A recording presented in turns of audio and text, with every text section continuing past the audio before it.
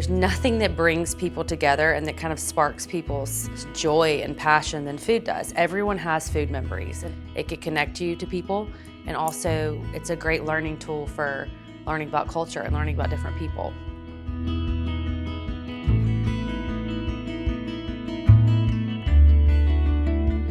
I grew up my whole life in Dothan. I went to high school at Houston Academy. After that, I went to Auburn University. I had a really hard time in school. I very much struggled. I never felt like I was going to be successful or could be successful getting some degree. So I really didn't have any interest in college, and I wanted to go straight to culinary school.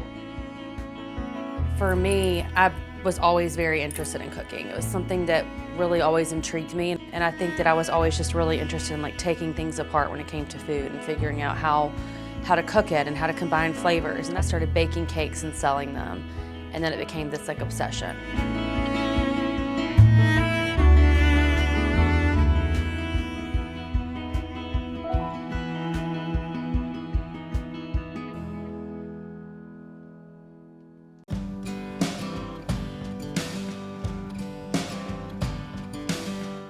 I've been eating at KBC probably since late 2008, 2009, long time. What makes this place unique to Dothan is the fact that it's downtown. Downtown did kind of go by the wayside there for a little while, and it is now, it's definitely a staple piece. It's in our historic area. It also has some really good food, great atmosphere. It's beautiful brick open, it's gorgeous. How I made the menu for KBC was pretty much listening to the people in Dothan, which was, what do they want? What do they like? What has worked? What has not worked? What is lacking here? What are people telling me? So it's always been less about me and more about what the people in this town want. My favorite menu item would definitely probably have to be the burn ends. It's really good, and I love the sweetie fries. So the bee's knees, which is a fried chicken sandwich, ranch, coleslaw, and pickles, it's one of our staples. That's one of my favorites. You throw everybody under the bus. Where we are now with the staff at KBC, it's a wonderful crew. It's a bunch of people that are incredibly great people from every walk of life. More than anything, I'm the most proud of the culture of KBC. It's not always great. We definitely have bad days. But at the end of the day, we've got a hard-working crew.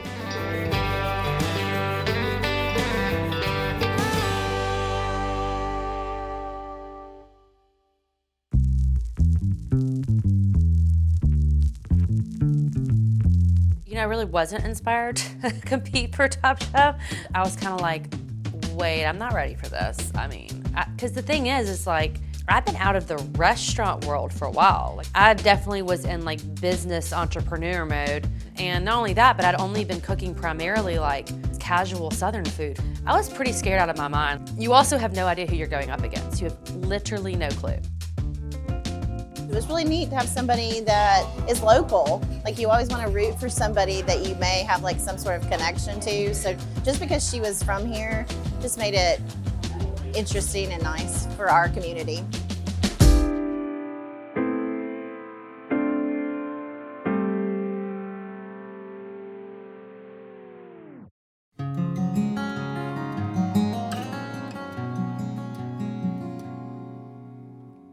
There's this story always kind of pops in my head where all of my friends from culinary school, all of my friends from Top Chef, they were like, how do you live in Alabama? How do you do it? How do you deal with the people there? I feel like I'm always sticking up for my town, sticking up for my state, always kind of having to give excuses as to why we live here.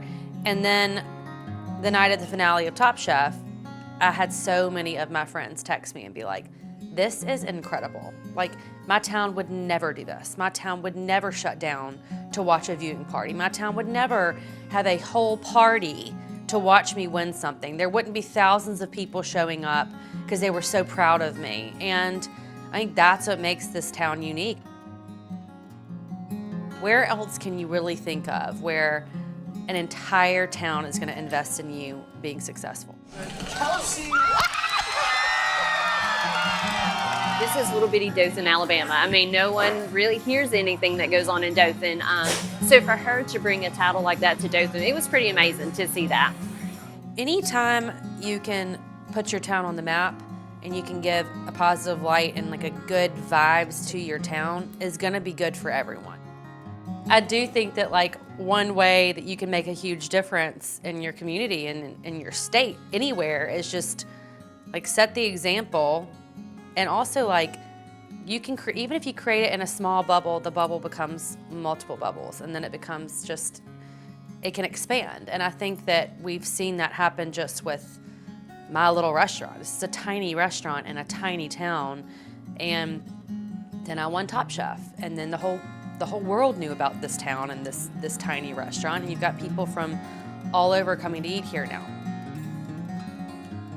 Just because you don't like where you're from doesn't mean you can't change it.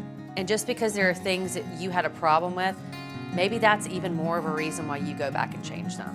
And that certainly is the case for me. I think you just have to remind yourself, like, you can make big changes in smaller places more than you can make them in bigger places. And that really is, to me, the biggest impact you can make on these small towns is really big waves.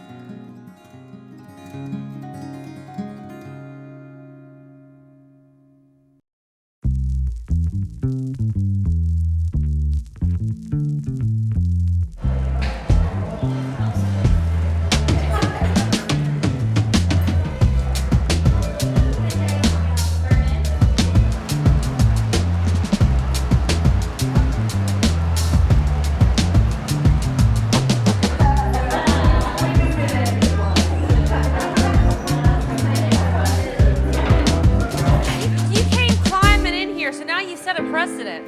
Yeah. Monroe's gonna expect Spider-Man up here on his birthday.